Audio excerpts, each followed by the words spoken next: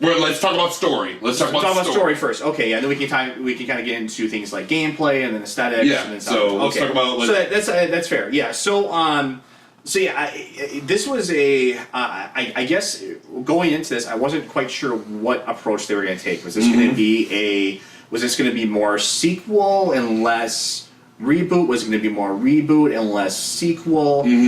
Or did they settle on a happy medium? And I think where they landed with this, and I think this is very deliberate, especially if you listen to interviews and things like this with Cory Barlog. Barlog, exactly. If they hit a very delicate balance between the two, where this, where Kratos, I mean, you have to, it heavily references the past games to some degree, but it also does, goes out of its way to try to make this a new universe, new setting, with new themes that's informed by the past in a way. Yeah. And like I said, it's a delicate balance to strike, but I think they did it pretty well. Oh, it's fantastic. In terms of Kratos as a character, they could have gone in their own direction. They could have made a new character. They could have started over from scratch, literally. I mean, it's full on like reimagining.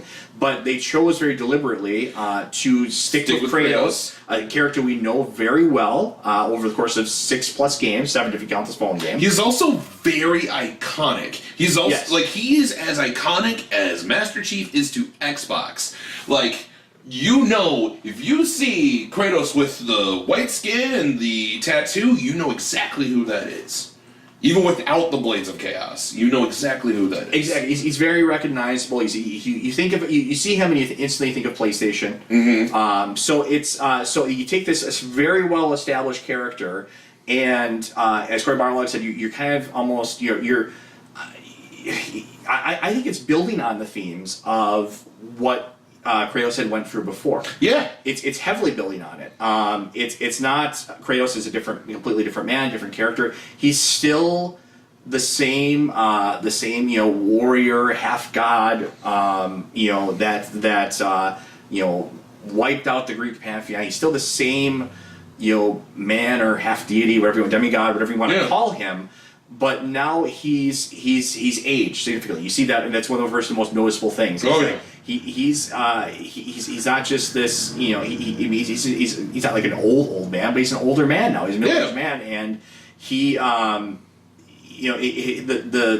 what his actions in the past are informing how he interacts with his son and how he interacts with the world around him now. Still, and I think that's crucial. It is very much a sequel in many ways, even if it doesn't necessarily feel the need to reference back every 5 seconds to the old games. It is very much, it's a reboot sequel in that kind of vein. Like, it's because there is a part in the game where if you play God of War, stuff happens, and but I like where Cory and the team deliberately chose to do, and I loved it. I saw an interview that Cory had, and he was talking about how when they started making this game, and it took them 5 years. They've been doing this since 2013, so which is whoo. But they were all right. He chose different pantheons, and he chose Egyptian pantheon, and then Norse pantheon, and so on and so forth. And he kind of just kept going through, and then he all of a sudden all the Norse mythology just kind of stuck, because he was like, we need to pull Kratos as far away from Greece as possible. So how can we do that? Well, Norse, you're in Scandinavia, you're in the cold, you're in the winters and mountains and stuff like that.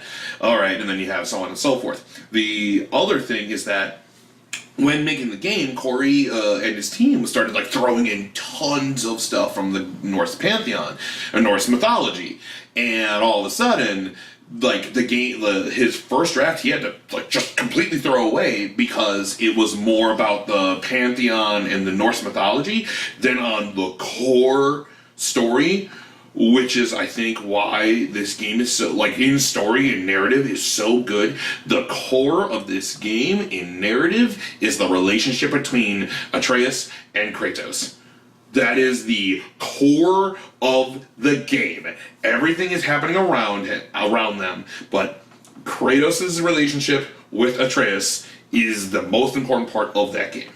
Exactly, I agree 100%. It's a very to put it this way, I think it's a very character-driven story. The plot itself is actually pretty simplistic when you think about it. The main plot of the game. It's not like a Game of Thrones episode where there's backstabs and double crosses and triple crosses and stuff like that. It's a pretty simple story. You understand the basics of the story from the beginning. The premise of the game is that Kratos' wife dies and Atreus' mom dies, and you have to take her ashes to the highest peak in Scandinavia, which to throw her ashes. That was her last wish. That was her dying wish, and that is the premise of the game. That is the goal. And it really doesn't get much more complicated than that until maybe a little bit towards the end. But you have some characters that that are introduced along the way, and there's conflicts. But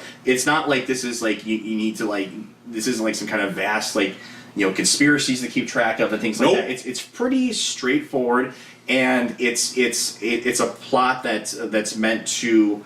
I guess to kind of highlight and develop the characters. It's the focus is on them, not necessarily on look at these cool twists we just did, or this big plot twist. Look at these gods, or so on and so forth.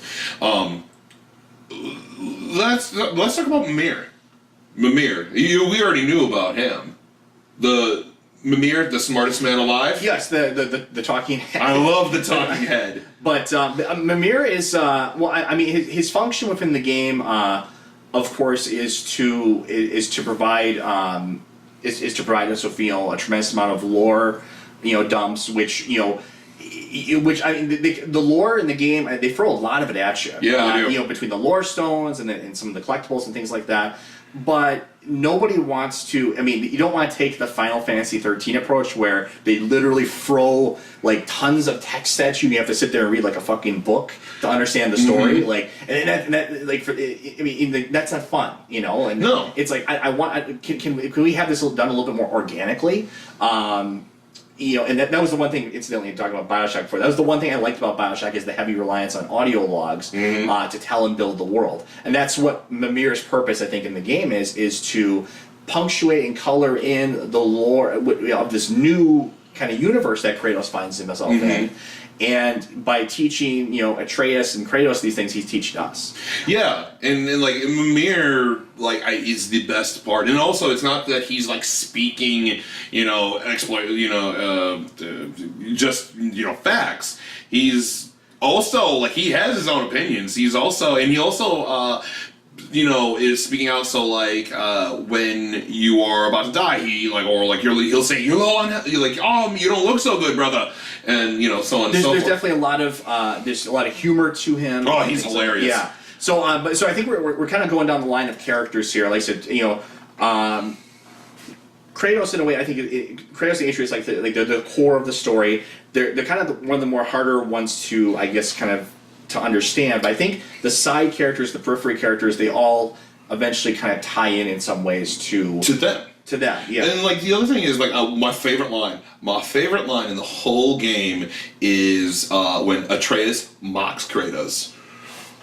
Boy, shoot this. Boy, read that. And I laughed so hard. And I love the relationship that Kratos and Atreus have. It feels very real. Yeah. It feels like this is a real father and son, and it's Atreus. He's not precocious. That's the problem with a lot of media, especially science fiction and fantasy media, is they make the child's way beyond their years. Atreus feels like a child. Yeah. It feels his interactions with Kratos, they feel natural. Yeah. He acts like a kid. He does. He acts like a boy that's frustrated with his father, and and doesn't necessarily know how to relate to him, and that's perfect. Like I said, once again, it's when we talked before about characters and stuff like that. I like characters that are they feel real, they have some flaws to them. Atreus isn't perfect, Kratos isn't perfect, and they're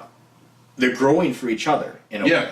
they both have a lesson to teach each other. Kratos, of course, he wants this. There's this interesting kind of dichotomy between Kratos on one hand wants to obviously to teach his son to make him strong, and because he understands more so than anyone how harsh the world can be and how rigged the game can be with in the world of gods against them. But at the same time, he's also very protective. He doesn't want to tell Atreus the truth about what he is. And and what's that means to him. So it's this weird kind of almost like duality to them. Yeah. And then Atreus, on the other hand, it becomes more apparent throughout the game. He's very frustrated with his father. He doesn't know how to relate to his father necessarily. Yeah. He respects him, obviously. He understands he's a powerful warrior, but he doesn't. He definitely was more attached to his mother. Because his father was. It's implied that he was kind of an absentee father. Yeah, he was gone. He was always hunting. That's what Atreus said. So, it's a difficult relationship especially for a younger boy to try to relate to this boy. Yeah, exactly. Yeah, but it's you see this. They spar with each other a lot, and they make fun of each other in some ways. Oh, they do. And then near the end, Atreus starts acting like Kratos, where when Mimir talks, he even called him head. He called Mimir head, which Kratos calls Mimir head. He doesn't call him anything else. He calls him head. Shut up, head. I love it. I love this Kratos. I'm like, this is the best Kratos has ever been, and I love this. This is fantastic. And it's fascinating from a gameplay standpoint because it allows us to, the way they set this game up, it allows us to really explore Kratos as a character more so than we have in any other game, because in every other game we've seen, Kratos never really had a companion character to talk with on a consistent basis. Really, the only time we ever see Kratos really talking is when he's about to kill something. Yeah. And that kind of paints a picture of him in a certain way, even though we both argue that he's more complex than he appeared in the last 6 games. Yeah. But it's hard to humanize somebody that doesn't really voice their feelings and their thoughts as much to another person and communicate that with another person. And the only time he would communicate that outside of before he kills someone is when he's talking to himself, and normally it's just about by the gods, what have I done? Yeah. What have I become? There's not really much of a chance to in the past games to really kind of explore that, whereas having this constant companion character accomplishes that. So that relationship between father and son, like I said, it's essential part. It's essential element of the game, and interestingly enough, it ties it back in a lot of ways to the themes of the previous games. It's also it's a throwback in a lot of ways, because when you think about God of War, so much of it was about the relationship between parents and their children. So that was the whole crux. Oh yeah. Between Zeus and his son, between Kratos and his family. That was the whole instigating moment. Yeah. Zeus defeats the Titans, which Kronos was Zeus's dad, so he overthrows him, and then Kratos is Zeus's son, which then he kills Zeus. So on and so forth. And there's so much that these familiar relationships and how they affect us, and it's even in the first game they had an element to that. Where Ares was almost first seen by Kratos as this, almost like a this powerful mentor figure. This one, but then he realizes what a monster he was. Yeah. These familiar relationships, it's ever present in these games. I mean, even in the side games like Ghost of Sparta, his relationship with his brother. Yeah. We see. Speaking of relationship between brothers, we saw that in this game. Oh, you're talking about the dwarves. Yeah, exactly. The dwarven brothers who couldn't be more different, and what is it? Is it the hula? It's not hula. It's something else. Hula? What? The 2 dwarves. It's Sindri and Brock. Yeah. Which is great. Yes. So I think that's the name. Yeah. Sindri. Yeah. Sorry, Sindri. But yeah, no, you're right. So the relationship between them and the development we see between, like I said, they couldn't be more different from each other. In a way, they kind of almost mirror how Kratos and Deimos interacted. Kratos, was the stronger older brother, and Deimos was not so much. He wasn't like a weakling, but they were both raised in Sparta. But it's a reflection of that. It's a throwback in a subtle way. Wow, I didn't even think of it like that. It's a throwback in a subtle way. I guess, yeah, because Brock. You first meet Brock, and he's just like, oh, hey, and he's like, oh I mess with metal, and I mess with this, and I love making weapons. And then you meet Sindri down the line, and who's very prissy and he's very OCD. He's very like, ugh, I can't touch that. Like especially when he has to hold Mimir's head, he goes, I can't. He can't stomach anything. No, he cannot stomach anything. He's and you see that in their appearance. So he's very, clean and very regally dressed as compared to his brother, who looks more like a traditional blacksmith. Yeah. Dwarf blacksmith, I guess. But I get you. Yeah. But yeah, I mean, that's just a side little thing in the game. It's not necessarily the main focus, but it kind of reflects on that theme again. Yeah. But I really want to talk about, of course, because I think the contrast between these characters. Between Kratos and Atreus, their relationship contrasted with another parent and offspring relationship in the game is very, very important. I don't want to get into spoilers yet, but that's when we pick this up after the spoiler. When we get into spoilers, I really want to talk about that relationship. I think comparing those two relationships together. That's how you understand sort of the moral of the game. Well, I think it's more of it's about the son and father-son relationship, and then you have the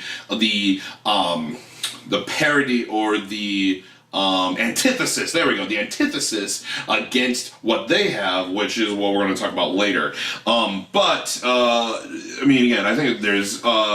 But right now we're focused on the character. Like that part of it, we can't really talk about without getting into spoilers. So we'll come back to that later. So, but like again, the story. It's the story in characters. Like if everything in the world feels organic, there's nothing that makes me feel like that I'm playing a video game outside of like you understand what I mean. Like you feel enveloped in this universe. I think we should say the characters feel real. Yeah, like I mean not real in like there's really dwarves and there's really Spartans running around. No, but real in that these people have real problems. Yeah, like the relationship between Sindri and Brock is the relationship that any brother, brother siblings would have, whether it's two sisters or two brothers would have. And you have a brother, so I can imagine you can relate. Oh yeah, of course. You're probably very different from each other in a lot of ways. Yeah, of course. Like it's like I said, that's not even a main highlight of the game, but it's something that's there, and like I said, it's part of the grander theme, I guess you could say. Mm-hmm.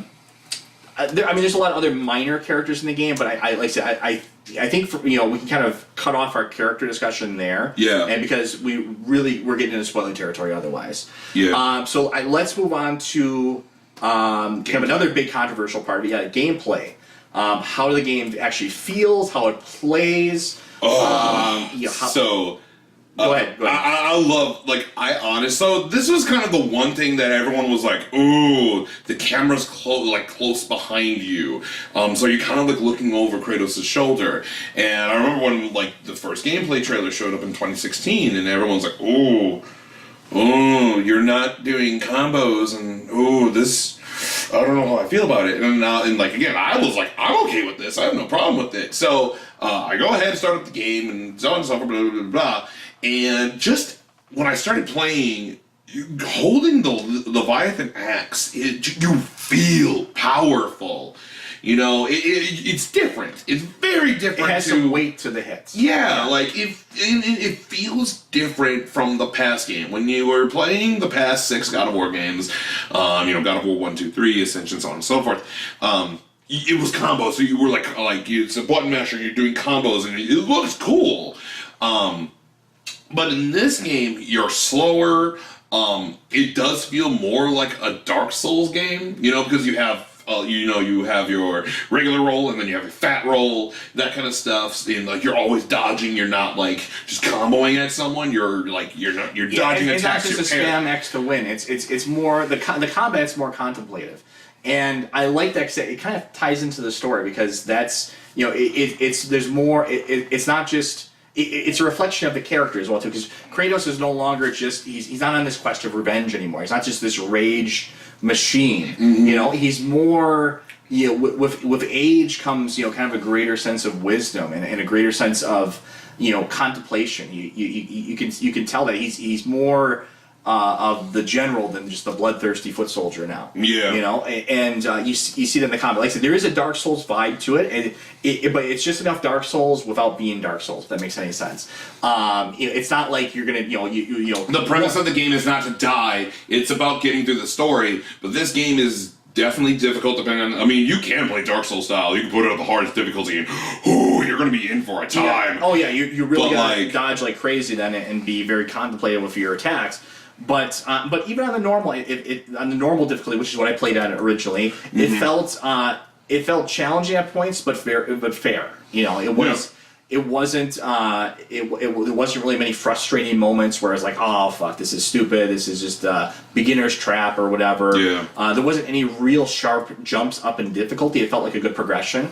But yeah, I mean, and of course, in terms of the I will have to say I hate fighting the dark elves. I hate those things. It can be a little annoying, yeah. Oh, I hate what I hated them. was those. I can't remember what they were called, but they're like those witches that kind of. Oh, the revenants. The revenants. The yeah. revenants. Oh, they were so annoying. They were so annoying. Well, no, because like I didn't really have a problem because like if you figure out how to beat them, like you because you do Atreus' bow to stun them, and then you just instead of using weapons, you just go bare fist, and then you just stun them until you can just rip them open. Yeah, but still, it was just like sometimes you're annoying. Yeah, I know. When you want to keep just slashing away with your axe or whatever. No, I get you, really but go crazy. I've had more problems with the Dark Elves because every time that they would go ahead and like shoot you or hit you, especially the Lord, one hit you can't see anything, so you're just kind of like the only thing you can see is you and maybe a few feet in front of you. So and you can't see health bars or anything like that. So it's I hate fighting those things. I did like the enemy variety. It felt just as good as the like in the variety of enemies was crazy. Like wow, that was great. Yeah, so I like that aspect of it. There's another element to the combat which you can't talk about until we get into spoilers. So we'll leave that part out. But the combat in the game feels powerful, no matter what happened. Even when you're using the runes. The light runic attack and the heavy runic attack, like they feel powerful. They feel there's nice. Like when you're hitting, you're attacking, and like what I love about it is that like when you can throw your axe and hit someone, and then you can go ahead and run and then beat them up. So Kratos is always on the attack every time. And also, this game does have a good amount of puzzles, just like the past games have. Yeah, well, before we get away from the combat part of it, and there's a lot to break down with the gameplay, I admit. Yeah. But there is a lot of there feels like there's a lot more defensive options. You keep in mind you do have a shield now as well, so there's a lot more defensive options to use as well too. Shield bashes to break an enemy's block. You can trip them. Evasions, things like that. Mm-hmm. They did add a lot of that as well too. And of course, we can't talk about the combat without talking about Atreus and his role in the combat as well too. Which was something I was very concerned about coming into this game because of initially at least, are they going to make this an escort mission? Is Atreus going to be an albatross? He's just going to be there and I have to keep an eye on him and babysit the fucking thing. That's really annoying. I mean, there's been a lot of games, even good games, that have been kind of ruined by that. Resident Evil 4. Yeah. But it's like nobody likes an escort mission. But Atreus, the way he's implemented in the game, he's useful and he's not a constant concern. You don't have to you'll be worried about him because he can't die. So it's not which would feel kind of cheap. Those deaths where Atreus would die if that's how they had actually designed it would feel cheap. Like oh fuck, Atreus was in the wrong spot. It would change your relationship to Atreus. You'd be like oh fucking Atreus again. Yeah. He just got me killed again. I would beat this game in 2 hours if not for fucking Atreus. Yeah. It would change your relationship to it. I think that's why they realized that we can't make Atreus this liability for you. Yeah. He has to be useful, but not so useful where you're relying on him and he's overpowering. Yep. So I think they got a really good balance of him because Atreus, especially when you upgrade him, is very useful. Like I said, he stuns enemies, he works in conjunction with Kratos, but he's not like this all-powerful force. And he's not a liability. He's right in the middle. But also, he's needed. It's not like, but think about it. We talked about the enemy, like the Revenant. You can't. If it was just Kratos by himself fighting the Revenant, which are these like witch kind of Dementor looking things, without Atreus stunning them, you can't hit them. So you need Atreus, or other times you use Atreus to have the enemies focus on him, so that way you can go in and just wombo combo at the enemy. Yeah. You also use Atreus. Like again, it's just you need Atreus is needed. Also, it's not just because if Atreus, yeah, you can shoot bows and arrows, you can shoot him at the other guys, but if he didn't do anything useful, it's also the whole thing like, well, I could just do this by myself. I don't need you around. Yeah, you need him. He's useful in the combat. But he's needed for the puzzles as well too. Mm-hmm. So yeah, they planned this out very carefully. They wanted Atreus to be useful. They didn't want him to be a liability for you, because then that changes how you see him. Yeah. So that was, I think that was implemented. And it ruins the relationship that Kratos has with Atreus. It ruins that what the core story is about. So in a narrative sense, they had to do that. And I'm glad that Atreus is not only useful as in he doesn't die or anything like that, but it's that you need him in combat. You can't beat people without him, which is great. Oh yeah, the combat would feel lesser without him. Yeah. So another big change to the gameplay of this series, of this franchise, we made a big transition here from the past God of War games, which are all very, very linear, very, very straightforward, basically hallway games. Yeah. Where you're going down and killing, everything between point A and point B. Mm-hmm. And this game, it's obviously it's an open world. It becomes apparent very quickly, mm-hmm. but the game really encourages you a lot to explore diversions, and that's it's once again, like I said, I love how everything ties into the characters, because Kratos, if you notice throughout the game, he's always centered on the mission, and that's very much how he's always been. Yeah. How can I get to my next target? How do I fucking kill it? Atreus is the one that he's a kid. He's like, I want to explore, look at this person, or can we help this person? Yeah. He's a kid. He wants to do these things. So I love how that ties into their character. And there are parts in the game where there's a massive break, and they go, "Oh, we could go ahead and explore, or we could do this, whatever you decide." Again, it's the way that the narrative and how just this game. And Kratos kind of learns to indulge in that a little bit mm-hmm. at some points as well too. Mm-hmm. Yep. But so again, this game. It's just okay, but let's go on, because I could go on and on. But as far as the open world though, I mean, it's what that does practically speaking for the game though is it actually, it kind of increases the longevity of it. Yeah, it does. To a large degree. Past God of War games, if you really sat down and played them, you could beat them in less. You could probably beat them in 2 to 3 days. Yeah, easily. You could plow through them. It's not that they were shallow experiences. No, far from it. Not. They were a blast to play, but they were shorter and bite-sized. And I think God of War, if we're being fair and critical here, mm-hmm. it kind of had a problem with replayability. I played for the God of War games, the series, several times, but it never had that same level of replayability as, let's say, Devil May Cry. Where mm-hmm. Devil May Cry is actually a very short game, but it's designed from the ground up to replay through it and do new game pluses and stuff like that, beat your high scores, stuff like that.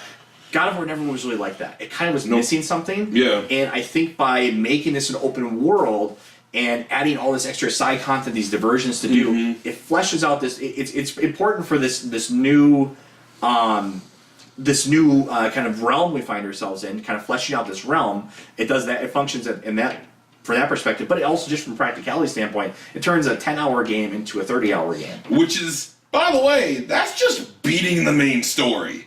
It takes you I've only beaten the game. I've gotten some side trophies and stuff, but I've only beaten the game. You have platinumed the game. I've platinumed the game. So I've done pretty much everything you could do, all the extra side content, and that pushes you close to probably in the high 40s for the hour count. I would probably say that you could depending on how if you choose the easy difficulty or whatever, you can depending on how hard you put the difficulty at, you can push more hours, more time with this game. It takes a long time. I would probably say it takes about 30 hours just to go ahead and beat the main story. And this is, my only minor element of criticism would probably come in here, so far at least, in that the end game content of the game, the collectible stuff, a lot of it feels really good, but a lot of it is also, I think of 2 examples in particular here.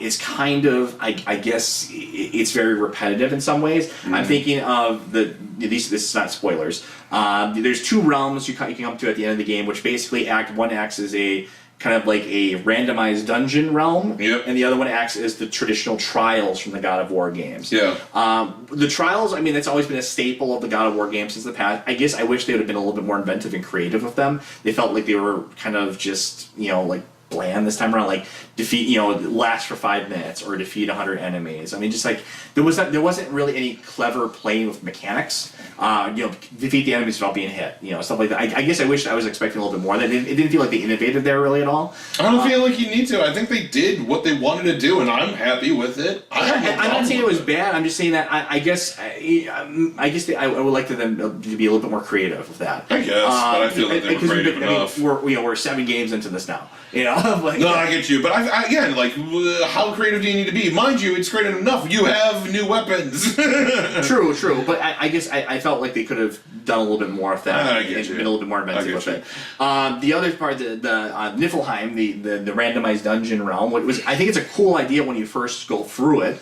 But after a while, it becomes sort of this farming shore type of thing. I think I'm not necessarily saying even change it, but I just think that it became a little too grindy. Which, I mean, that works in like a JRPG where you're expected to just grind. But for more of a Western RPG like this, I just don't think it really fits as well. So it's kind of nitpicky you could say, but I think those are elements of the end game content that could have been tweaked a little bit.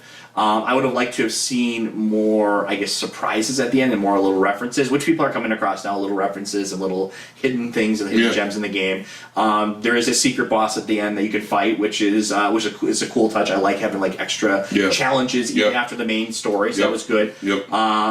And that's the other thing. This is, speaking of gameplay changes, this is the first God of War game you can continue to play after you beat the story. So another big change, major shift in design focus there. But I guess from a gameplay standpoint too, we have to talk about what wasn't changed, which is the core hook of the game. Which is what? What did not change? The core gameplay hook, which is the God of War has always been about this rhythm. It goes combat, puzzle, and cutscene, and mixes it together. And that's basically what the core dynamic we have here. God of War 2018 does not turn into a tower defense at some point. It doesn't turn into an FPS at some point. It doesn't turn into a different type. It's still God of War. It's still God of War, exactly. So they preserve that. It's a callback. It's the core loop of it is combat, puzzles, and cutscenes and story.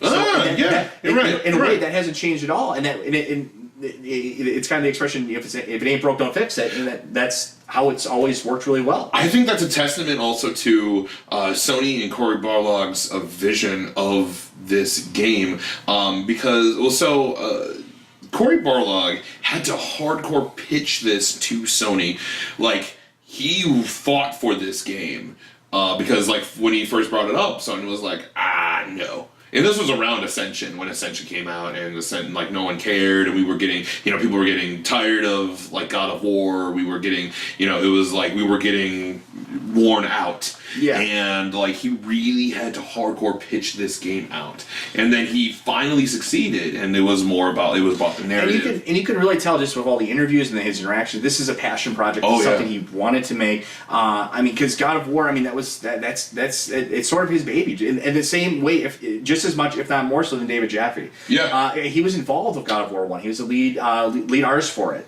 He was obviously the director for God of War 2, which is mind you, before this, the best one. But. And then, in your opinion, and he was involved with the God of War 3 development as well. He was actually, I believe, the creative lead for a while as well too. So he lives and breathes God of War, and you can tell that he has a reverence for the characters and a reverence for how this is portrayed. And like I said, he didn't try to reinvent the wheel. He didn't try to make the gameplay or Kratos or the setting of the world. He didn't try to make it something that's so alien from God of War, but at the same time he did inject enough of the new to create something that is worthy of more modernized. It's modernized. Like, Yes. because if it was more wombo combo like we always thought of the old game, I don't think people would pick it up, because then we would see it as old God of War. Mind you, I think there's been enough time removed from Ascension and the God of War, God of War 1, 2, and 3, that we would probably be down for it. But it's also that kind of like, okay, fine. Because there would be people who probably wouldn't care. And I think that, like, how the combat was done so well in this game, with how instead of it being on the square triangle X, square triangle buttons, it's now it's the trigger R1, R2, which is fantastic. And again, it feels good, and you can do long range attacks, that you can like throw your axe at someone, it stays there, and then you have to, every time you call back the axe, I fucking love doing that. Oh, I love doing that. Just calling back the axe. Oh, it's great. It breaks up and adds more variety to the gameplay and the combos. Mm-hmm. And that's what I think Kratos was kind of missing. That was more of a projectile weapon, which he's had some in the past, but it's not quite the same. It's not as an organic part of the combat. In the older games, whereas it is now. Yeah. Like I said, comparing it to Devil May Cry a lot, which was what inspiration for. Well, mind you, that's where the inspiration for the first game was. But what made that game, the combats feel so good and thrilling in that game, and stringing combos together, was one moment you'd be slashing a guy off your sword, and then boom, boom, boom, boom, boom with the pistols. Yep. It's just switching between all that. It's satisfying. It's not satisfying to sit there and go X, X, X, X, X. You want to be doing a whole bunch of different things, and especially once we get later into the game, you can really go nuts with, like I said, with an added weapon that you get later in the game, and it's stringing between your axe, that weapon, Atreus back in the background shooting shit, and your runic attack, so you really can string together some really crazy combos. Yep. As well too, so it still has that God of War element of combos, but there's variety to it. Yeah. It's modernized, like you said. Yeah. So we talked about characters. We've talked about story. We've talked about how the puzzles are implemented in the open world, which is fantastic. I love the open world. I think that's such a good idea, and it works so well. Talk about characters, gameplay. Like I said, there's only so much we can talk about right now. We'll talk about more once we get past the spoilers. Spoilers. Yes. So we talked about characters. We've talked about the story. We've talked about the world, which I love the Norse mythology, mind you. That was David Jaffe's plan. Original idea, yeah. So good for them. Am I missing anything? Or did we kind of go through? Of course, yeah, there's a lot more to a game than that. Well, obviously, first and foremost, what's one of the first things you notice about a game? The name? I don't know. What? Graphics. Oh, God! That's probably the last thing from my mind. And aesthetics. How does a game actually look? This game, I thought Horizon Zero Dawn is the most beautiful. No.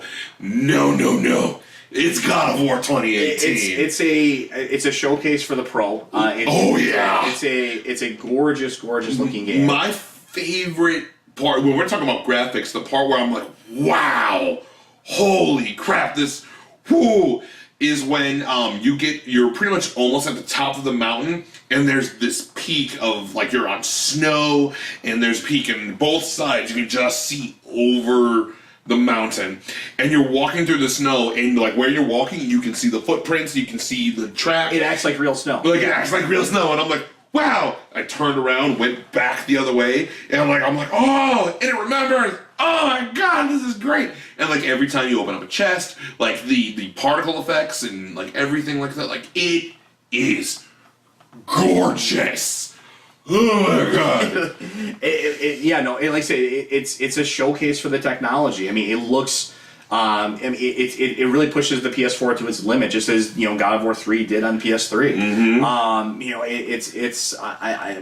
I can't have nothing to complain about. The lighting, the draw distance. Everything looks fantastic. Yep. I really can't think of much to complain about. I think it's only going to be escalated from here. I mean, they didn't want to kind of blow their load probably completely with this game, because things would have to escalate to some degree. But even when you use the Bifrost to go between realms, when you start beautiful effect. When you use the Bifrost, there's a sound, it's not just fast travel. Nope, and that's the other thing. You don't there is a fast travel system in it, but it's implemented into, you don't just fast travel like in Skyrim or in a regular RPG. You have to go to a gate, and then there's a gate specified in different sections of the map, and then it's you understand where you go through the world tree. Yes. And that kind of thing.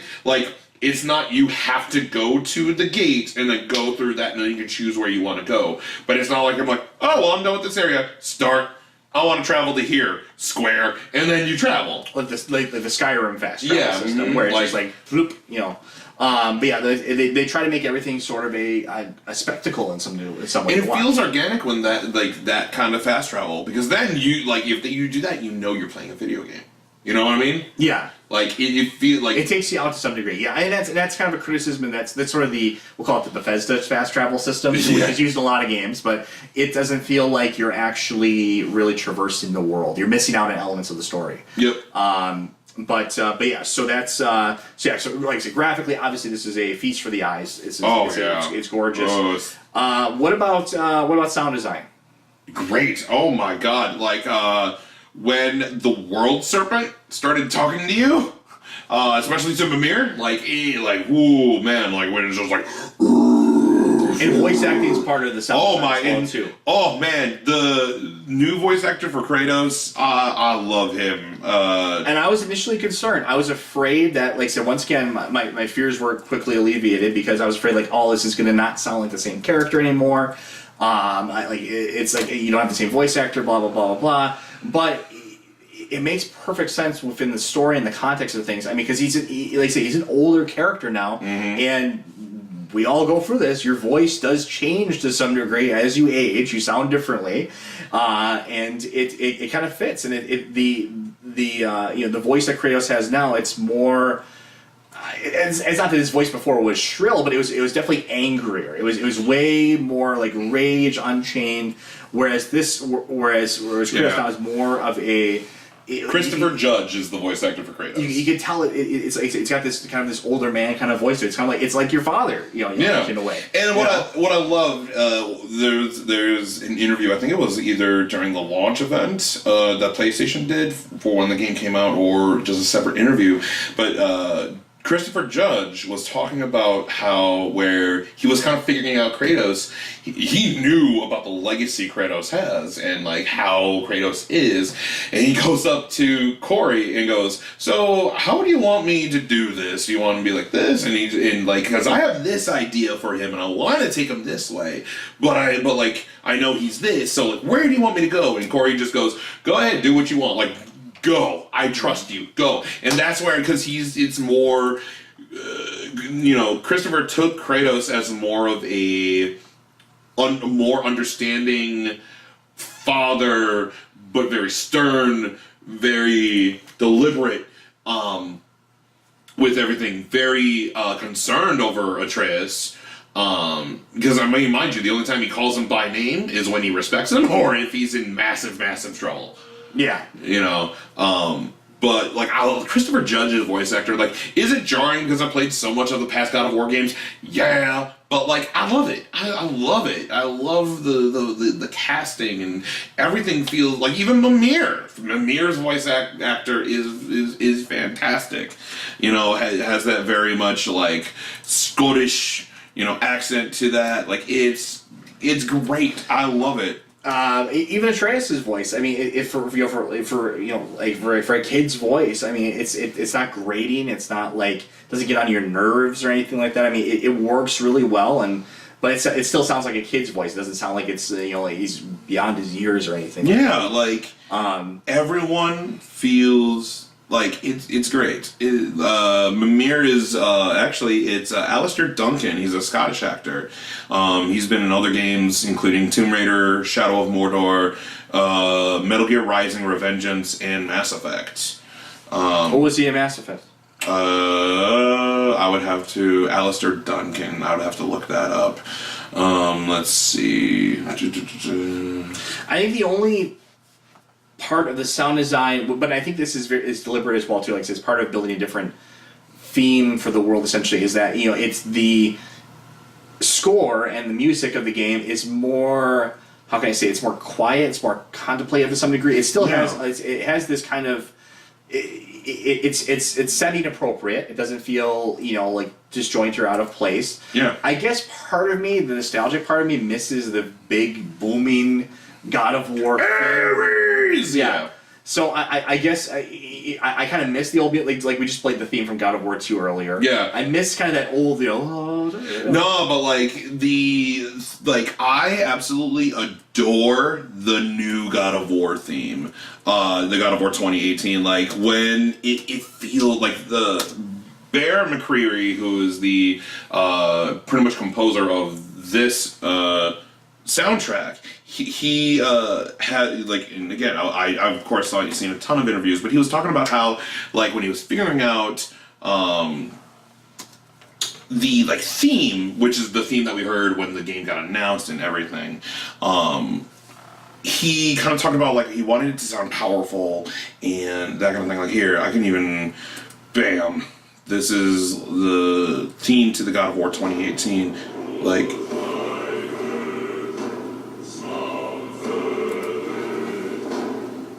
And it still feels like a God of War. Yeah, but it's different enough. Like it's that bass, that that Scandinavian like low bass sound. It sounds like chanting. It's like, you know, understand what I mean? Yeah, exactly. It's appropriate to the setting and to the world, and it's not the same necessarily like epicness as the other like soundtracks would be, but I think part of that is also by design too, because like I said, we're building towards more of those like epic clashes and conflicts in future installments. I mean, even I still feel this is epic in itself, because I mean, listen to this. This sounds big and like, but it sounds majestic. It sounds older. It sounds like. It's different from what we had in the past games, and but this theme especially. It has the same gravitas in a way, though. Yeah. Yeah, and that's what I absolutely love about the sound of this game, and it's just it's fantastic. It's so good. So we talked about story, characters, gameplay, sound design, graphics.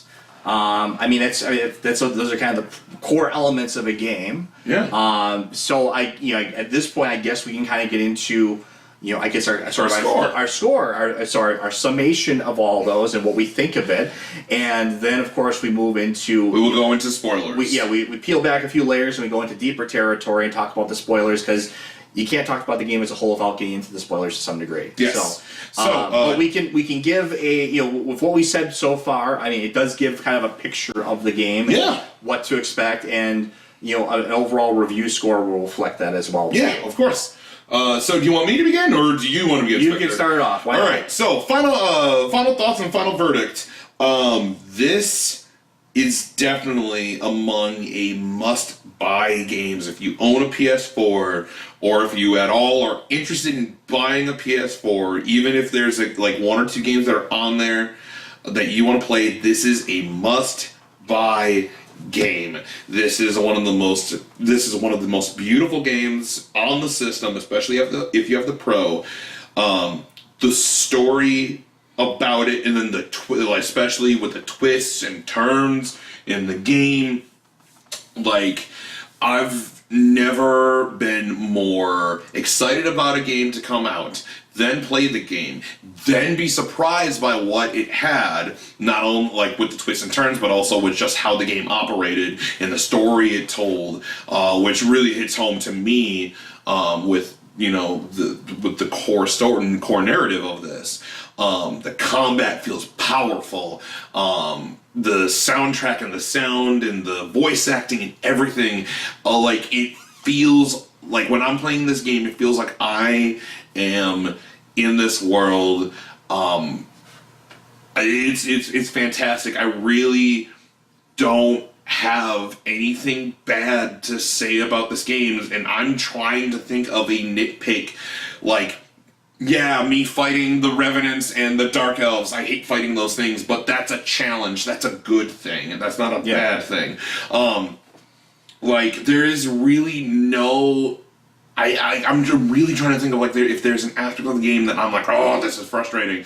There really isn't something that I can actually go, oh, I don't like this. Everything feels deliberate. Everything feels like it's on purpose. So my final verdict for God of War 2018 is a 5 out of 5. A perfect score. Perfect score. This is a masterpiece. This is a legendary game. This is a must-buy game if you own a PS4. It's pretty strong praise. Well, I mean, like I said, just going through it all again. Like I said, I went into this game really wanting to love it and to like it, and I went in with a lot of hesitations, a lot of fears that okay, this might be screwed up, or this won't feel like God of War, or I went in with a lot of fear. Like this isn't going to be my franchise that I've loved since 2005, basically. Or I got into it a little bit later, but around that time. Yeah, I get you. But the story, the characters, it remains true to the themes of his reverence for the past games. It incorporates them very well. I'm a big nostalgic person, so I always love. For me, you can never have enough nostalgia in a game. You can never have enough throwbacks and references, almost. But they tempered it very well. They didn't, try. They struck a very delicate balance between preserving and respecting the past games while also setting up and establishing a new world, new characters, and new lore. They did it very, very well. The gameplay, of course, like I said, it serves narratively, but it's also it's extremely fun. The combat feels modernized, feels evolved from where it was before. It feels better in a lot of ways and more satisfying than what we had in the original franchise essentially. Obviously, like I said, we talked about the gameplay, the graphics. Graphics are gorgeous. I really can't think of a game that better showcases the graphics of the PS4 than this title. Sound design, like I said, it works fantastically. The music, not just the strong pieces, but the quiet pieces as well too. Well, maybe in some ways it's not as iconic as the old score. It serves the purpose of this narrative very well. It serves the setting of this narrative very well. So I guess in summation, kind of wrapping that all up and taking it together as a whole. I also talk about the gameplay differences as well too, in terms of, like I said, the open world. Like I said, that works very well. Not just in terms of adding value to the game, but also in terms of allowing us to really understand this new world that Kratos finds himself in. Like I said, taking that all together, I mean, it's really the only thing I'm left with would be little nitpicks. Like I said, maybe changing some of the end game content and optimizing it a little bit. But I mean, that's really just because it comes down to nitpicking. So I would say this is easily when we get a few years down the road from now, we'll have some top 5 game list of the generation. That'll be when we're playing our PS5s or whatever. But eventually we'll have that video. And once we get to that video, I can guarantee you that one of those 5 for me will be this game. This is a game of one of the top games of the generation. I'm hesitant to call any one game a game of generation, but this would be right up there with the rest of them. I would give it, like I said, I do my review scores a little bit differently. I like to do things out of 10. But I would give it a 10 out of 10. A perfect 10 out of 10? Perfect 10 out of 10. This is a perfect game. This is honestly everything that I expected it to be. Everything that I was looking forward to. Like, this game is so good. This is definitely Game of the Year contender. Easily.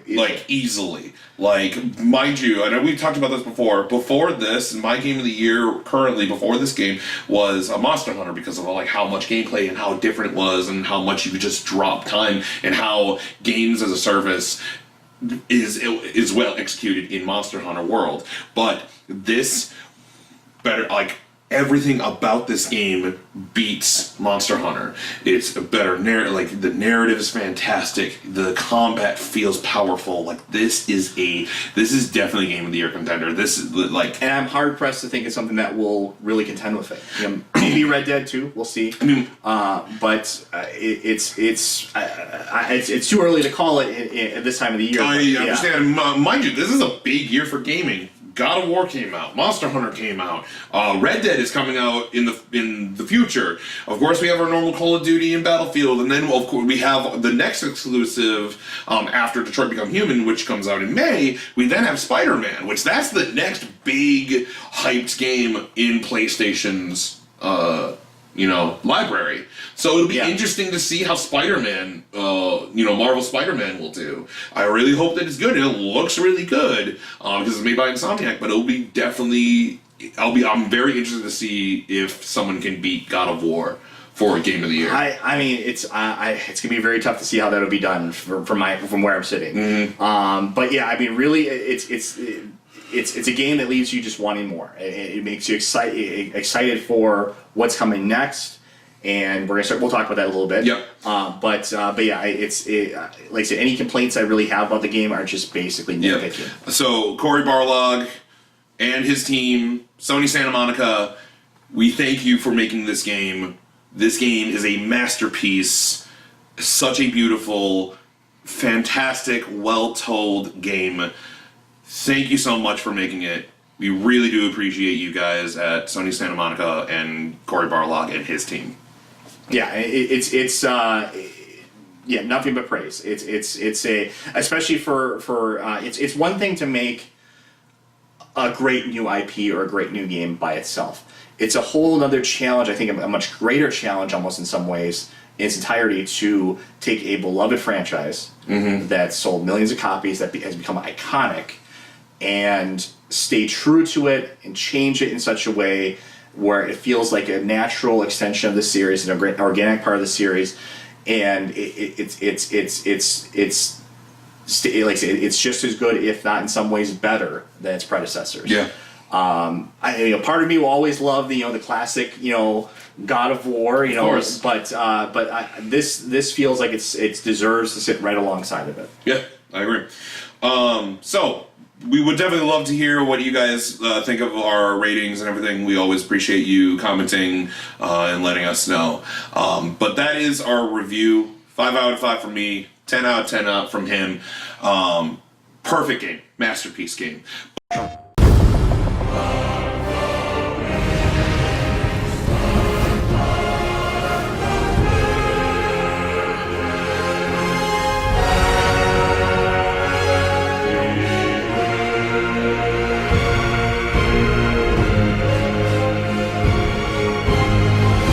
Our spoiler cast for God of War 2018. Let's begin with, I believe, my favorite part in the whole game. When Atreus goes into a rage. So this is what happens. You go ahead and meet Modi and Magni. Magni?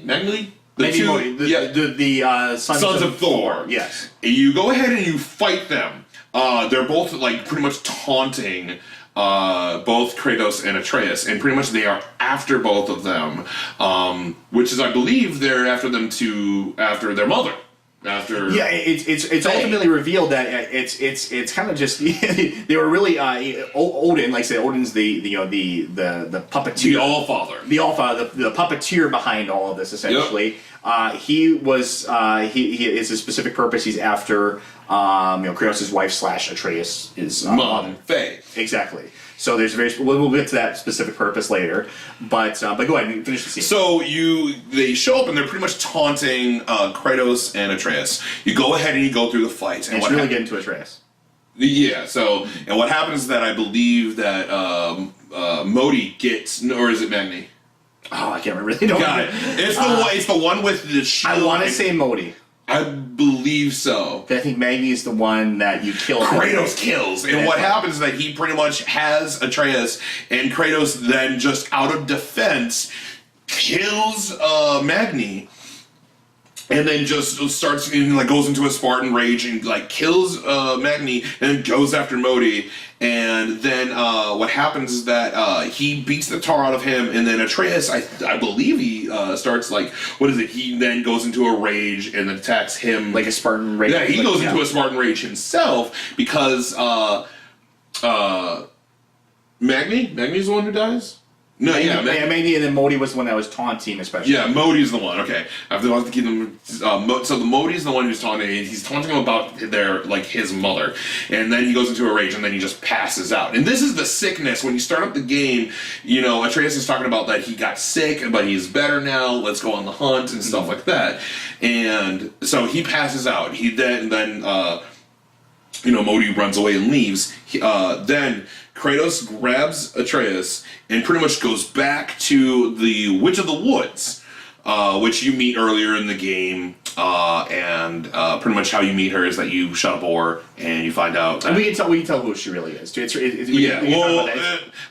want to wait until like that. So back on track.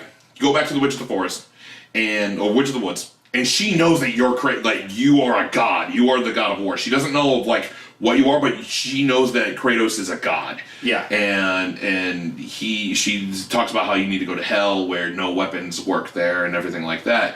And then, Kratos is just kind of beside himself and he goes, I need to go home. I must go home and I must fix this myself.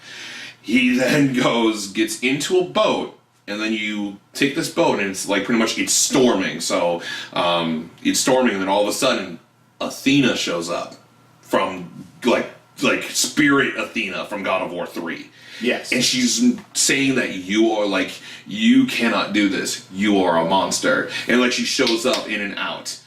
You then go back. You go back into the house. You fight some enemies. You go back into the house. You open up the bottom floor where pretty much early in the game Atreus was hiding. You pull out this rags and you open it up and it's the Blades of Chaos. Yes. From the games, the Blades of Chaos. And then you put them on, you wrap the chains around them, and I'm losing my goddamn mind over this. I'm like, oh god! There's so much going on in this scene. It's for one, it's obvious. I mean, you can't have a better throwback than the Blades of Chaos. It's such an iconic part of Kratos as a character and who he is, and that's such an obvious reference to the past games and his entire fighting style. So they had, in a way, they had to include this weapon in the game because it's just a big part of Kratos' identity as his tattoo and everything else. Yeah. It's part of who he is, and it's a throwback. So it's pleasing as a throwback. It has a nostalgic element to it. From a gameplay perspective, though, right away, it has a very different feel from using the axe. It goes back to that classic kind of smooth, combat. It feels so nice. I was surprised when you pick up the blades, and then of course Athena comes back and goes, will never be able to change who you are. You are a monster. And Kratos says, I know. And then she leaves. And then the enemies show up, and then this is when you can just use the blades. And when I was playing I was going when I first started, I'm like, all right, are they going to go back to the normal arcade, square, triangle, block? Nope, it's still R1 and R2. And I was like, oh, I don't know how this is going to work. And I'm fighting these enemies, and I'm like, oh, this feels so nice. It's extremely satisfying. It's very reminiscent of the gameplay of the past games, but it's not just copying the gameplay of the past games because it mixes in new things like the runic attacks, and really the optimal combat strategy in the game is a mixture of the blades with the axe, using both in tandem. Switching between the two, using your runic attacks, and of course following up with Atreus' attacks as well too. Using it all together, that's kind of the optimal style. And it's something that's very different from what we experienced early in the game and what we experienced in the past games. Yep. And what I love about it more, so when you get the runes for the Blades of Chaos, they're actually combos. The big massive combos that you do in the past games. Yes. Like the Tartarus Rage, so when you they still have the same names. They still have the same names, or the Hyperion Rush, those runes. So instead of doing a combo, you still do regular combos, but it's not R1, R1, R1, R2, R2. Your big finishers now are runic attacks. Attacks, which are that is the best part. Oh god, I lost my goddamn mind when that happened. That was it's a pivotal scene in the game, and like I said, the important line at the end of that too, when he's talking to this spirit of Athena.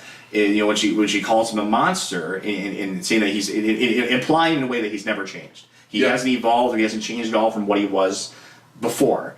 But he has a very important line that follows up. He says, "But not your monster." Yeah, yes. That was it. Yes, that was it. Yeah, exactly. So that's pivotal. That's showing that, like I said, he's using the blades. It's for what's the purpose? Why is he getting them? It's to save his son. Yep, it's out of necessity. Yeah, it's out of necessity to save his son. It's not for a quest for revenge again. No, it's not to kill his father or to serve the gods. He wanted nothing else, but he did not want to use them at all. That's why he put them away and never touched them ever again. Yeah, because otherwise it'd be like, well, because they were a painful reminder in a way of his past. A past that he was trying to, throughout the game, shield Atreus from. Yeah. He didn't want to use the blades because he didn't want to have to explain them to him. Yep. Where these, because Atreus, and he asked questions like, where's this from, or what was this and that, and that's part of the core theme of the game, is how, that's a core message and core moral of the story,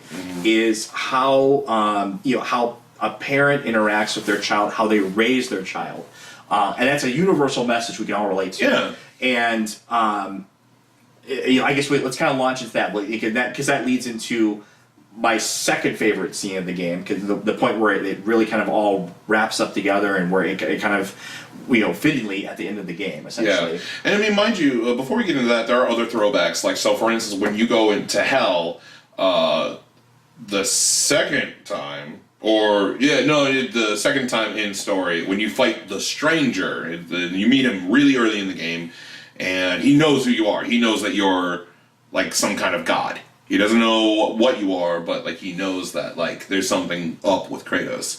Coming to find out that it's fucking Baldur, the god Baldur, who can never feel pain or can be hurt physically or magically. Which, funny enough, Mimir repeats that verbatim.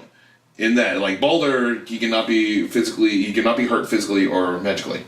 Except, just like in Norse mythology, and he can only be hurt by mistletoe. Yes, and I think that's actually kind of an important theme to get into as well, too. But I want to talk a little bit more about some of the throwbacks in the game, because there's a lot of them. Yeah, I was about to especially when you talk about Helheim, because there's a extended sequence in Helheim where we actually see haunting visions of Kratos' past. Yep. Including his climactic battle with Zeus. We essentially see a recreation of it. And it's, like I said, there's a couple things going on here. It's not just that Kratos is seeing these things again, he's seeing himself do these things and reflecting on his past. He's also terrified in a way of Atreus finding out what he is and discovering his past. He doesn't want, like I said, it's this weird kind of dichotomy. He on one hand, he wants Atreus to be strong. He wants him to grow up to, to be a warrior and be strong and survive in a harsh world. But at the same exact time, he doesn't want to tell him the truth. He doesn't want to tell him what he really is. He wants to protect him from that. Yeah. So it's an interesting dichotomy, and parents are like that. All parents are like that. Oh yeah. And they want you to be successful. They want you to go to school and get a good job and do all that stuff. But at the same time, they also want to protect you from everything. Yeah. They want, especially nowadays, it could be more relevant than now. Yeah. And that's where, speaking of Baldur, that's where that theme and that we see a foil to Kratos and Atreus' relationship with Baldur and his mother. We see an exact foil to that. Which Baldur's mom is who? We mentioned her before, the witch. But the witch is actually Freya. Freya, the goddess Freya. The goddess Freya, who is wife of Odin. Or ex-wife of Odin. Yeah. Which, because of what happens, you find out when you first meet her, she can never leave Midgard because of when she left, or when she left Odin, he cursed her where she can never leave Midgard. So that's why she gets sucked up when you go to Alfheim. Yes, and when we first meet Freya, like I said, I was concerned right away, this is going to be a throwaway character. Are we really going to? But her relationship with Baldur, which is her son, is pivotal to understanding. Like I said, it's the contrasting with Kratos and Atreus, and it's also her relationship to Kratos and Atreus too. True. Acting, like I said, motherly and almost overprotective of Atreus. Yeah. But as far as, like I said, talking about the core element of her relationship with her son, Baldur, it's like I said, it's such a perfect metaphor for our times right now, where Freya is essentially the ultimate overprotective mother. Yeah. She literally has given Baldur the power to never be hurt. Never be hurt, never to feel pain, never to suffer, basically to be completely invincible, essentially. Yep. Which is the ultimate helicopter parent's dream, an invincible child that could never be hurt. But, of course, there's always a caveat, and we find this out in, actually in Helheim, where he can't be hurt. He can't be hurt physically or magically, but he also can't feel anything. He can't get drunk. He can't feel the touch of a woman.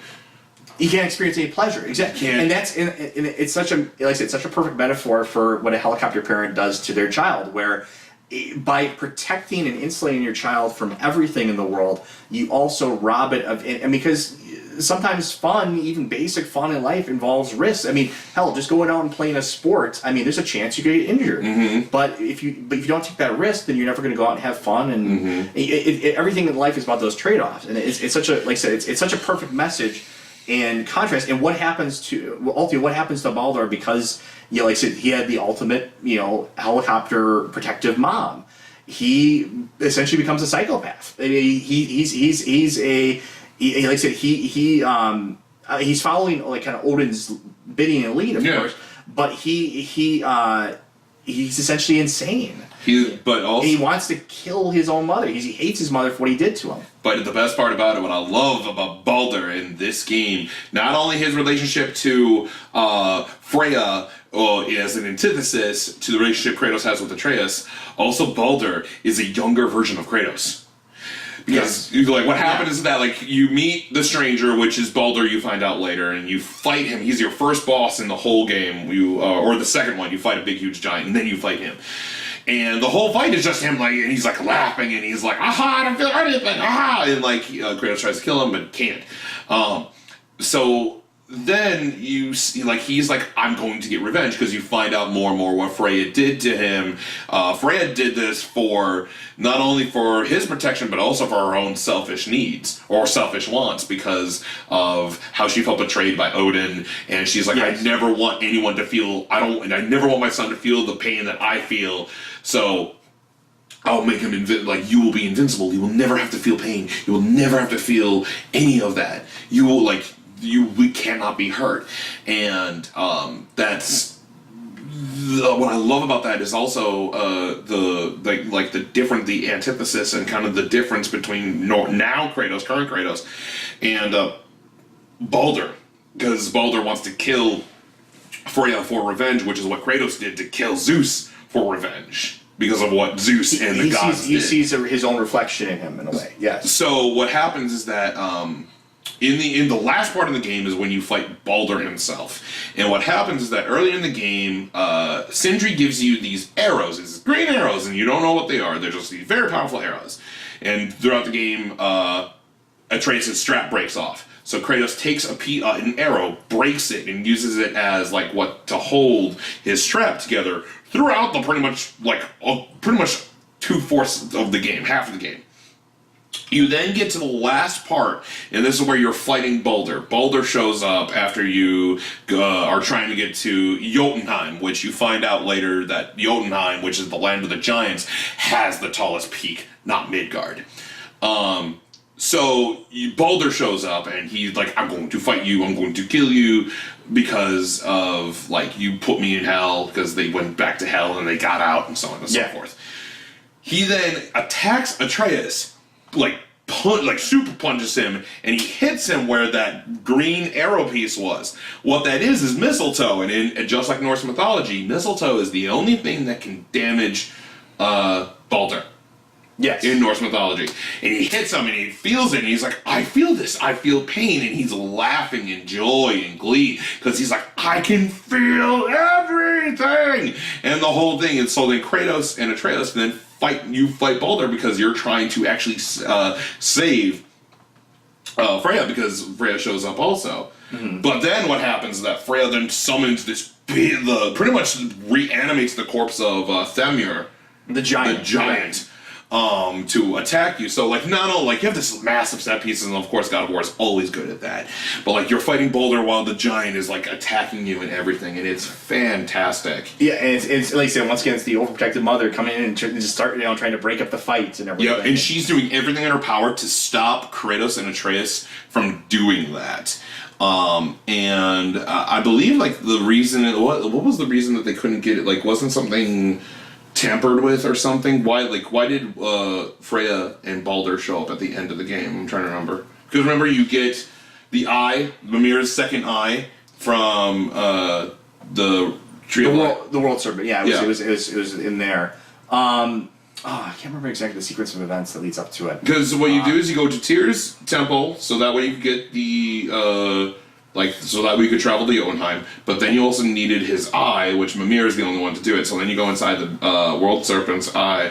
Oh, they find you. They know what you did.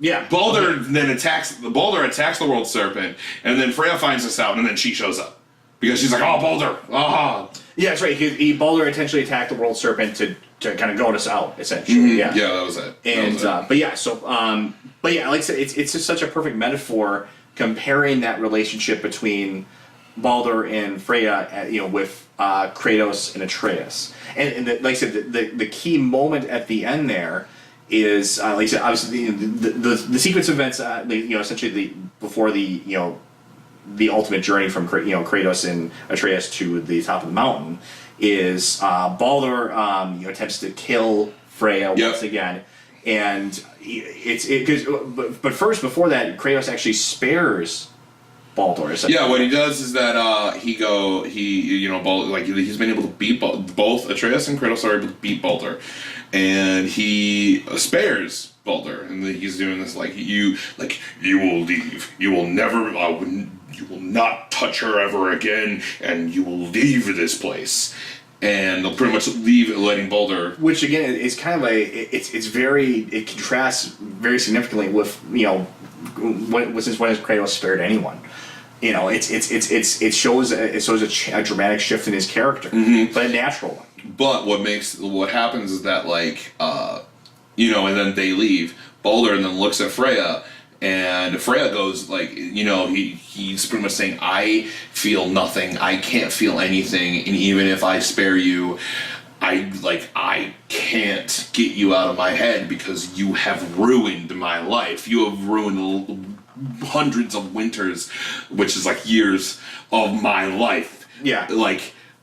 I will end you. And Freya goes, fine, if that's what you want, then kill me. I would rather die than see you be hurt. If that's what gives you satisfaction, then fine, kill me. And that's when Kratos says, "You will not get and I think that's when, and then he pulls him away, and then he goes, "You will not. I've been there before. You will not get any satisfaction by killing her because I've been there before." Which is exactly what he did. He killed the whole Greek pantheon, and Kratos is including his father. He killed his parents. Yeah, he killed Zeus. He finally killed his parents, along with killing the rest of the pantheon. So he will, he still feels I feel remorse and nothing has been fixed.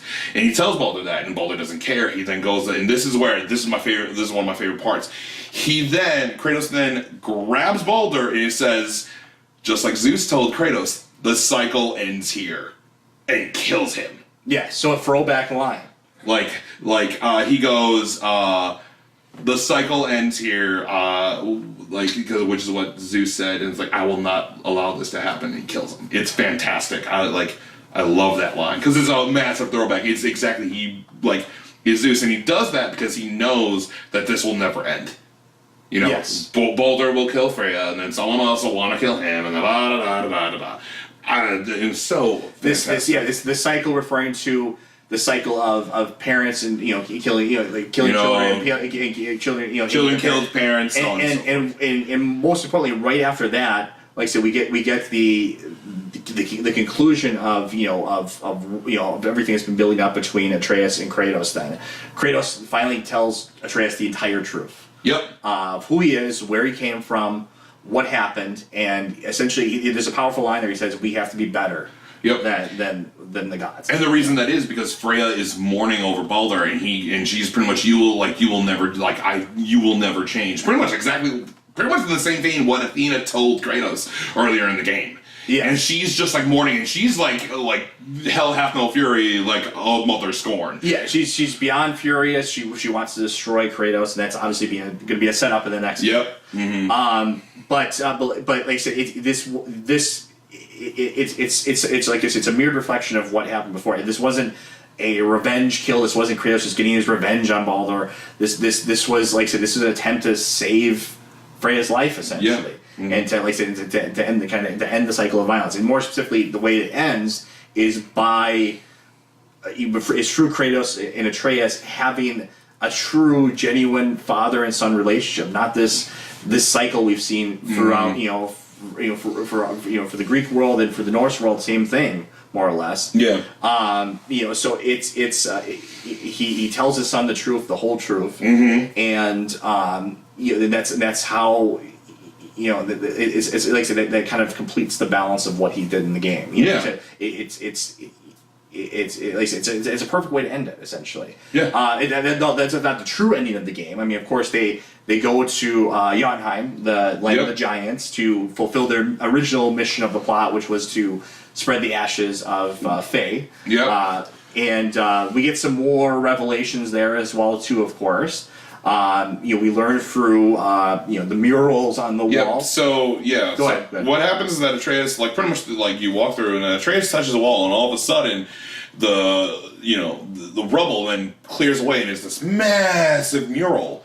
And it actually it shows Faye, and you go, oh, it's mom, and then all of a sudden it shows like Kratos and Atreus it shows Kratos showing up. Then they show the battle with the World Serpent, then Baldur, and going into the Stonemason. All the stuff that you did in the game was already there. So you're going like, did they predict the future or something? And then Kratos can't understand any of this.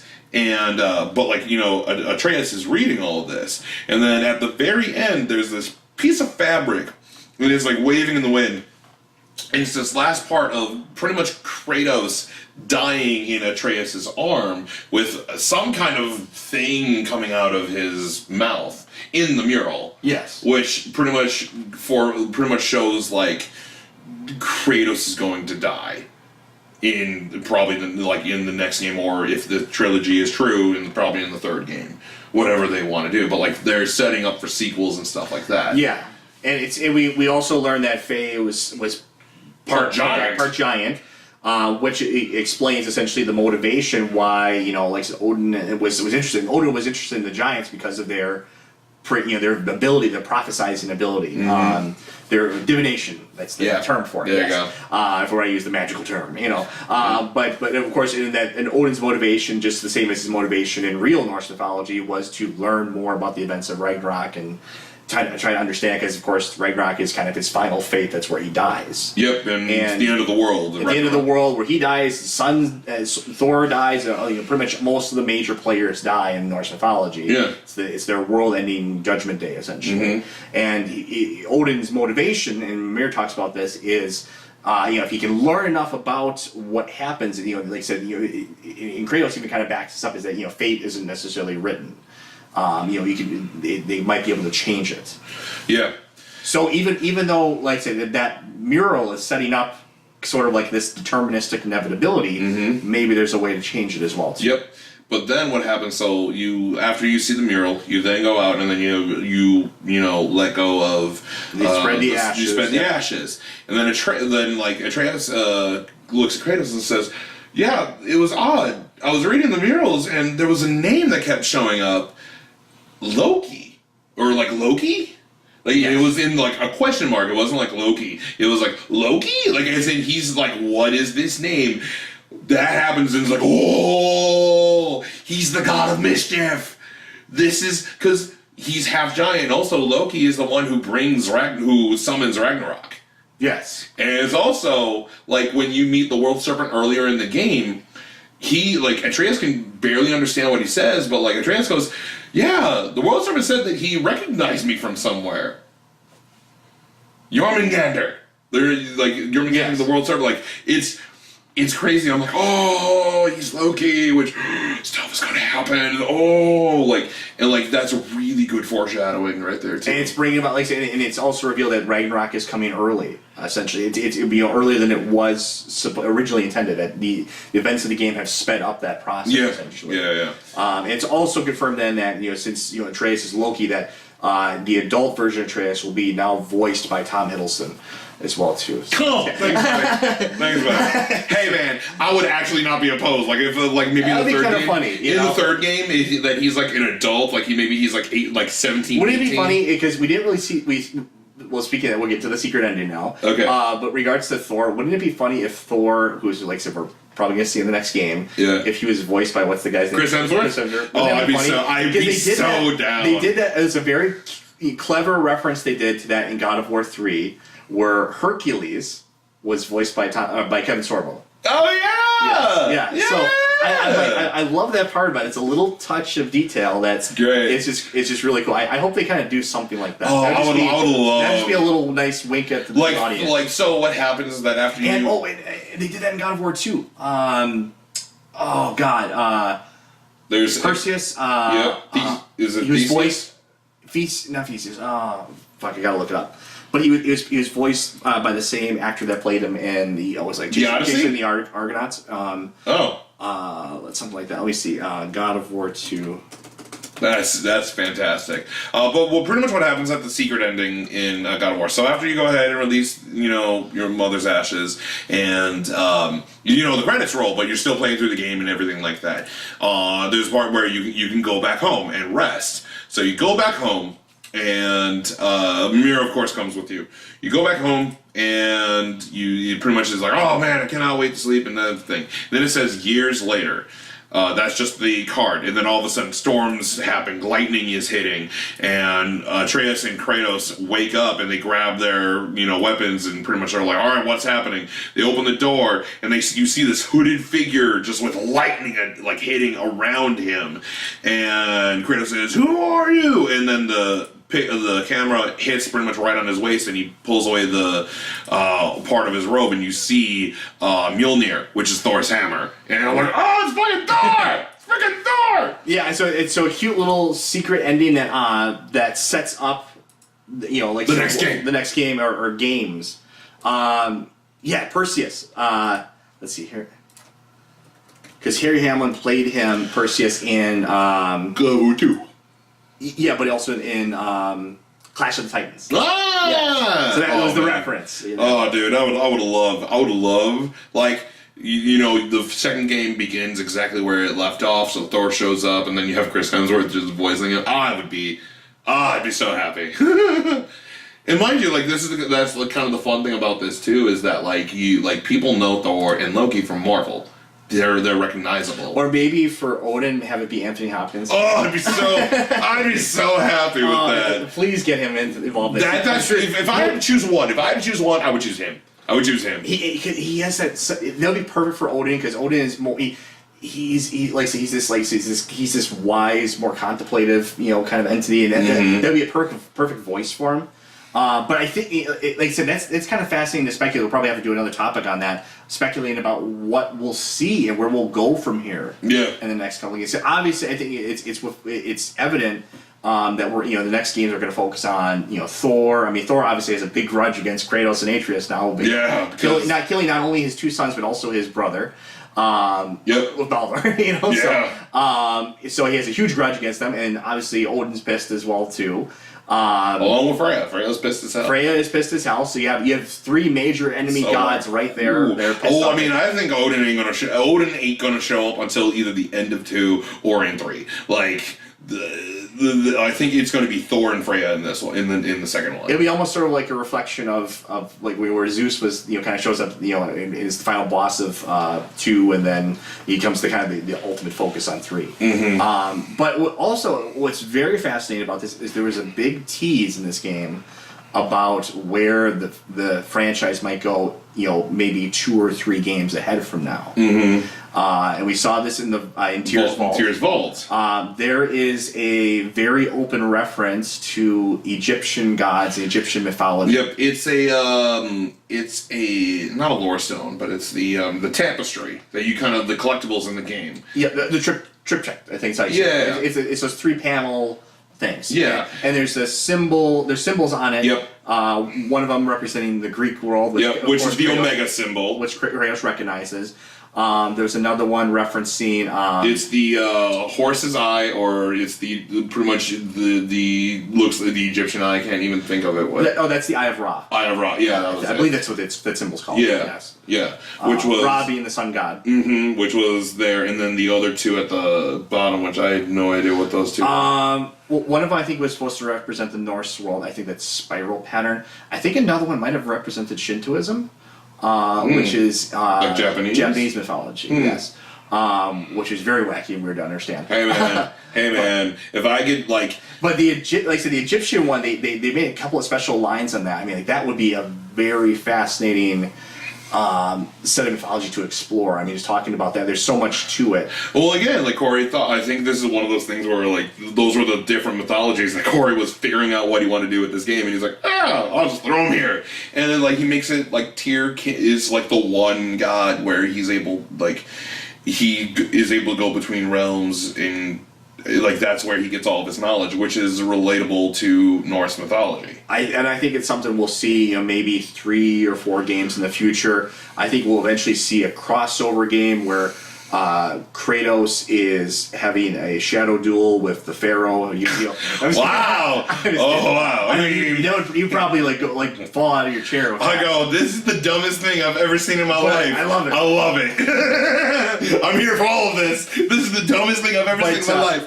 But yeah, I mean, like that's a perfect logical place to go with the lore and everything. I mean, eventually though, it's you wonder where they're gonna have to go. I mean, like I don't think they have the balls to do. I don't see them ever having the balls to tackle. Like Christianity or anything like that. Can you imagine that? No, dude. Could you imagine that? No. Like Kratos has to do like a Dante's Inferno type thing. Oh my god! Like, could you imagine that though? I mean, no. I don't need a not God of War, but it is God of War and Dante's Inferno. Like, no. Saint Kratos or something like that. Shut up! That's so stupid. That's so dumb. I don't know. He goes to heaven and he like kicks like you're his ass and stuff like that's that. horrible. It's so bad. Oh god. All right. Is there anything else that we're missing for spoilers? Because I think we covered pretty much. I think we covered basically the major spoilers for the game. But yeah, I mean, they help. Obviously, the spoilers are important because they help understand the story and the theme of the game, the message of the game. But like I said, it's what I loved about this so much was it was a perfect extension of the themes we saw in the original saga, and it hasn't thrown those away at all. They're still ever present, and they're diving in even deeper than before now. It's one of those things where art. I think at its core, and I would call this art, is it has to in some way call back to reality. It calls back to human experience, and what more primal experience? It's something we all experience essentially with our relationship with our parents or a lack thereof of a relationship. That's a part of who we are. And it's these primal things. It's this subject matter. This was talked about by for one of my favorite games, Silent Hill. Their team talked about if you really want to kind of captivate an audience, you got to go with these primal themes. And that game, in the Silent Hill game, the theme was about sex and death. The game is all about sex and death, and how those two intertwine. This game is about parenthood and children and raising a child and our relationships with our families. These are primal things we all experience. I definitely agree. I mean, what more can I think we've spoken on everything about this game. We've reviewed it, and now we've talked about spoilers. Like I'm ready for the next game, whenever that would be. And honestly, like if it takes another 2 to 3 years for another God of War game, I'll wait. I will gladly wait for this kind of quality. I will gladly wait. Yeah. I mean, it's I will be waiting with bated breath. I mean, we're really gonna. I mean, can't wait to see the new one. Eventually when that inevitably comes out. I'm excited to see where they take the series. They've laid a lot of groundwork now for where things could go, and like I said, I couldn't be more excited to see where things go from here.